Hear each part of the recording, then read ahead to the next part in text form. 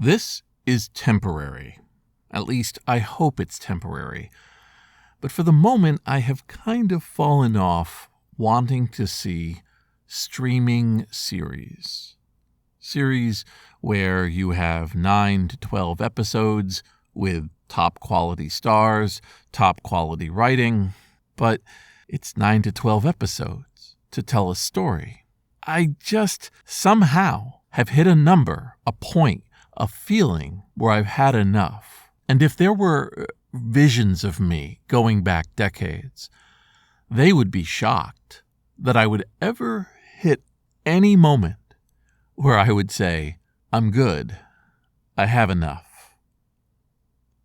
Boy, I hope it goes away. This is Jason Scott Talks His Way Out of It, a podcast about technology, history, and getting myself out of debt. Thanks to Daniel Boyd, Jeff Atwood, and the hundreds of other supporters on Patreon and elsewhere who have been supporting me and helping me get out of debt.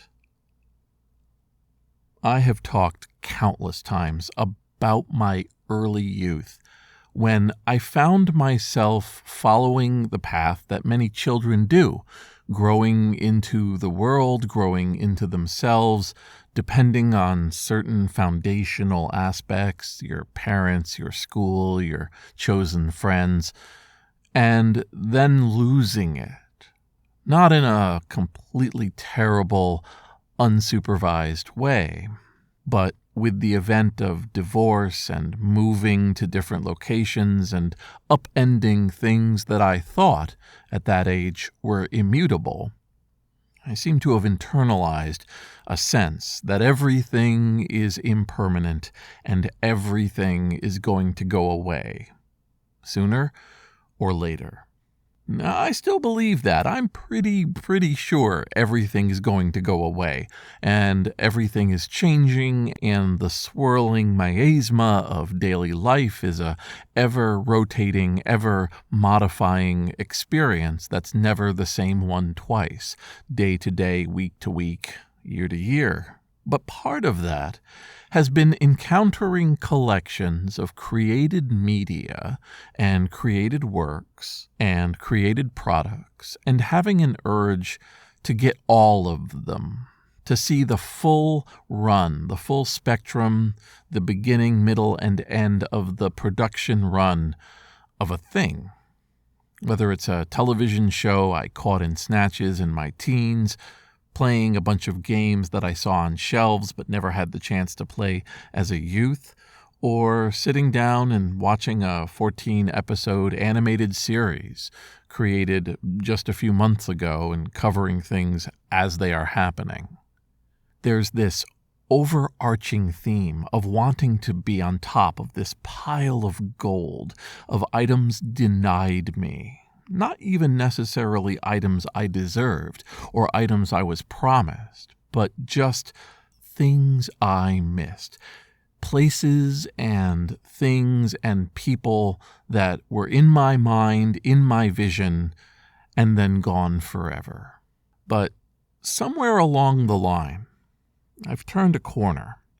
I have so many things that pass through my fingers as part of my work, so many large compilations of materials to go through, or where somebody themselves feels like gathering 100 of something and making it available to others, that I've maybe worked that out. I have memories of going in Japan and walking through a manga store where I went through floor after floor of works, realizing each one was a hundreds of pages epic, telling a story, and that these different shelves of all different styles went on essentially forever. Even if I was to start at one corner and have the time and the range to go through everything there, never be bothered, and just ingest the works, I wouldn't be able to get halfway through a shelf. There's just so many things being made now, or have been made, or can be referenced. And it works along every medium, movies and music and books and pamphlets, catalogs and comic books, that mostly I find myself riding above it, surfing it like a wave, looking in at a few pages to see a style, and then moving on. Now, I know about Sturgeon's Law, and that most of it is going to be, well, just not that great, that it's going to be pretty disposable, and that it would be in my best interest to focus on the ones that everybody says are the best. This brings up a syndrome that people talk about and that I can definitely attest to. You have a friend, and the friend says, "I want to watch anime." And you say, "Great." And you can tell they're not invested, they just heard they should watch it. So you give them the top shelf of the top shelf. You give them something like Cowboy Bebop, this emotional work that goes in so many directions. And then they try it and they say, "That was pretty amazing. That was really great. What else do you have?" And within a very short time, you've kind of blown through that level, because that genre, that medium, is not designed to produce at that level all the time. No medium is. Not presentation styles, not short films, animated films, not books, definitely not magazines. You have all of these pieces of media to which a certain degree are universally beloved or at least highly rated by others. But then it's going to be so difficult for that person to find value among the pile. I acknowledge that I am weird. There are definitely cases in my past where I would experience something that was pretty good, something in the middle, and I would go on and devour it for weeks on end. Every single thing adjacent to the work I liked, along with writings and essays and frequently asked questions about that item, the production schedule, the people who were behind it, the actors they chose, and I would learn all about it. So for something like Fooly Cooly, which is only 6 episodes of anime, I know books worth about that series. What led to it, what it was about, and what it was designed to be, which some people say was mostly a technical test. Could they use all of these techniques they'd been working on, and in doing so, they made the amount of episodes they could make extremely small. The same thing for books. There are some books that have just a life-changing feel to them. You read what this person says, and you come out differently. I'm not even going to list them because that is such a personal experience. But there are books on my shelf that I've kept around for that reason. I have loved the influence they've had. And when I was younger, I would devour books from every direction.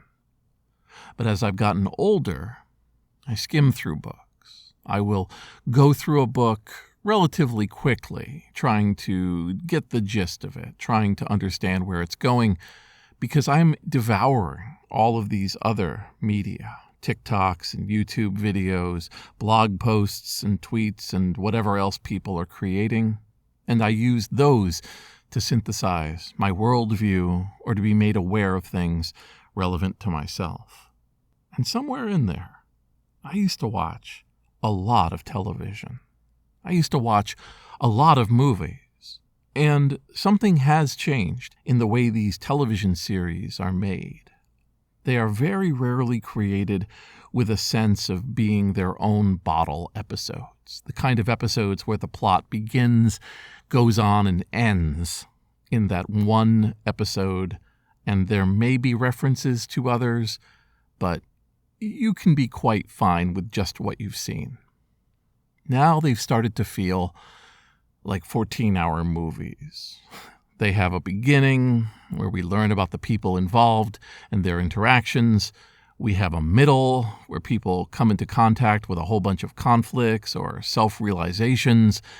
And then we have the end, where the person uses everything they've learned up to that point to overcome previously unsurmountable problems that they can do now because they've grown as a character.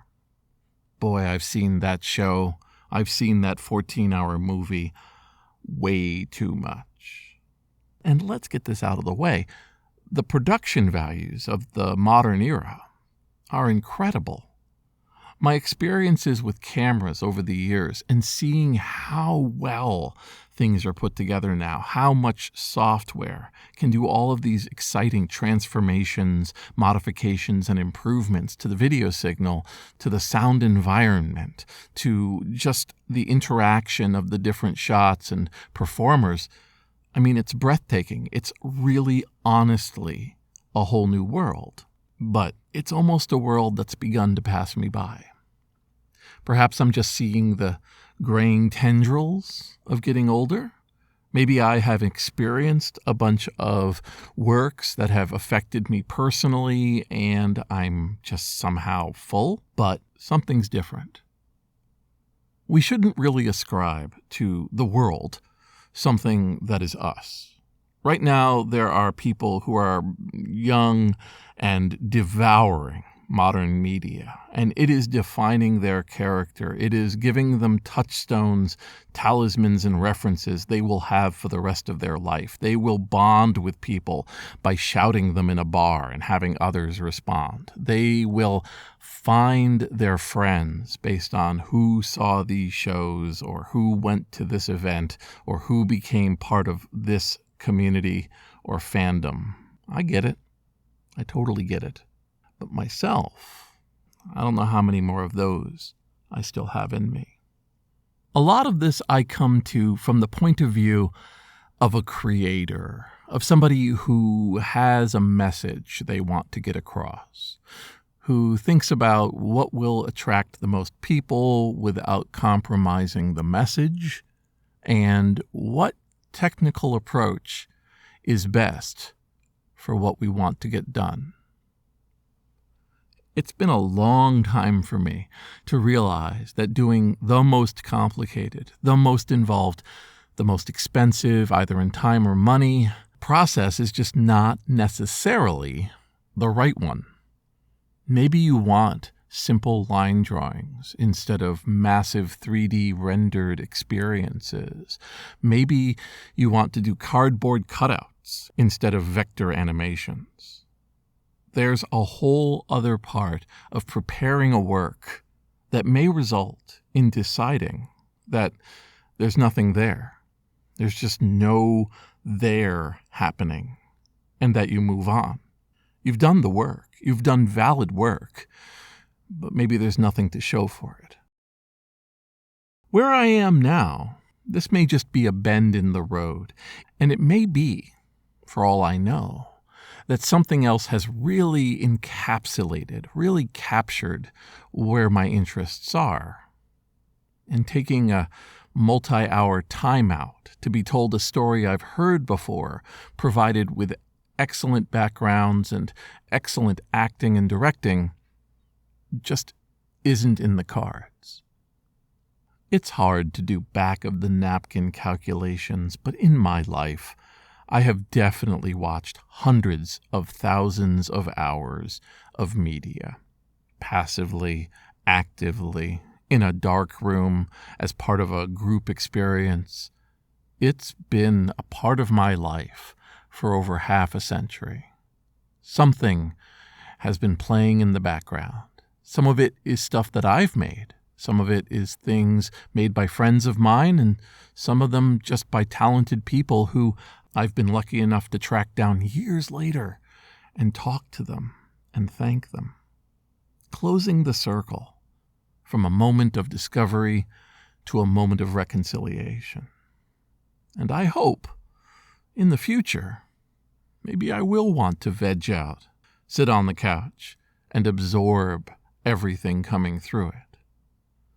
But until then, it's command line actions, boxes of materials, long, beautiful walks talking to people, and maybe living a different kind of life than I've lived before.